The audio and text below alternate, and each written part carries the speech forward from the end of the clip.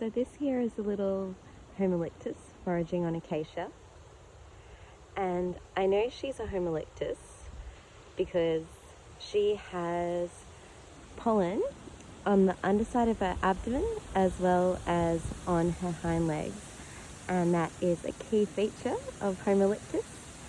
Of course, it only applies to the females because the females are the only ones with the pollen collecting hairs, and in the subfamilies Hyalinae and Euryglossinae, the females don't even have those, so it makes it much harder to determine the sexes. But for Homalictus, which is in the family Halictidae,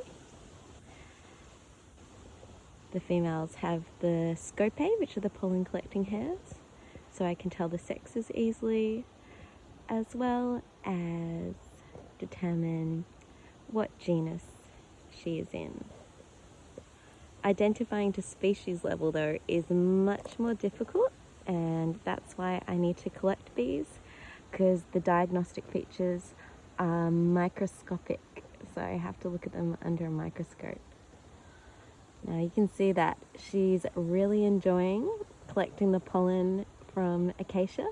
Most acacias, they only offer pollen, they don't offer nectar except in extrafloral nectaries, but they are a very good source of pollen, as you can see from all the pollen that she's collected.